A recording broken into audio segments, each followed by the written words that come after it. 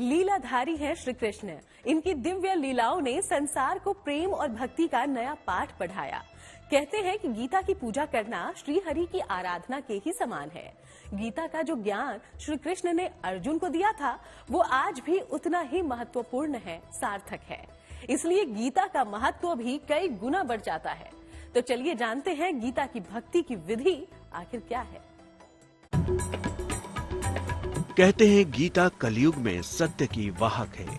18 अध्याय और 700 श्लोकों वाले इस धर्म ग्रंथ में जीवन को महान बनाने का हर एक सूत्र मिलता है, जिसे द्वापर युग में योग योगेश्वर भगवान कृष्ण ने कुरुक्षेत्र के मैदान में अर्जुन को सुनाया था।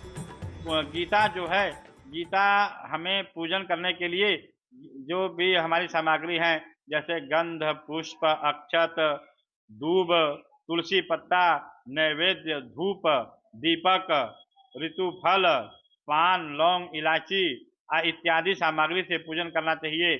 और उसमें आता है एक मंत्र, ओम पावका नः सरस्वती बाजे जिनीवती जद्रम वस्तु धिया वसु या कुंदेन्दु तुषारहार धवला या शुभ्रवस्त्रावृता या वीणावर दंड मंडित करा या श्वेत पद्मासना या ब्रह्माच्युत शंकर प्रभृति देवै सदा वंदिता वंदे तां परमेश्वरीं भगवतीं बुद्धि प्रदाम शारदाम इत्यादि मंत्र से गीता की पुस्तक का पूजन करना चाहिए। कहते हैं गीता का ज्ञान कलयुग का वो वरदान है जो जीवन की सारी शंकाओं का समाधान कर सकता है। आपके जीवन से अंधकार को मिटाकर ईश्वर की साधना में लीन कर सकता है। गीता जयंती के महत्व के बारे में हमने आपको बता दिया, लेकिन क्या आप जानते हैं कि इस दिन गीता का पाठ करने के भी कई लाभ हैं। गीता जयंती के दिन भगवान विष्णु की पूजा करने से उनके कृपा प्राप्त होती है। इस दिन श्रीमद् भागवत गीता के दर्शन करने के मात्र से समस्याएं और नकारात्मकता दूर होने की मान्यता है। चलिए आपको बताते हैं कि गीता जयंती के दिन भगवान गीता का पूजन और पाठ कैसे किया जाता है। कृष्णाय वासुदेवाय हरे परमात्मने प्रणतः क्लेश गोविंदाय नमो नमः इत्यादि मंत्रों का पुस्तक का पूजन करें और जितनी भी सामग्री पूजन की है उनको क्रम से चलाना चाहिए। जैसे कि अगर पीताम्बर वस्त्र है तो पुस्तक को पीताम्बर वस्त्र, हमारे शास्त्रों में ऐसे भी कहा गया है कि पुस्तक को खुला न छोड़े, उनको वस्त्र में या कपड़े में बांधकर रखना चाहिए।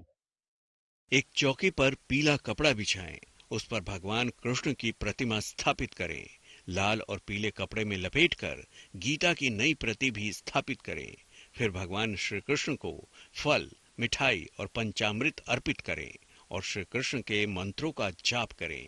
फिर गीता का संपूर्ण पाठ करें या गीता के 11वें अध्याय का पाठ करें। पहले गीता की आरती करें, बाद में श्री कृष्ण की आरती करें और अपनी कामना पूर्ति की प्रार्थना करें।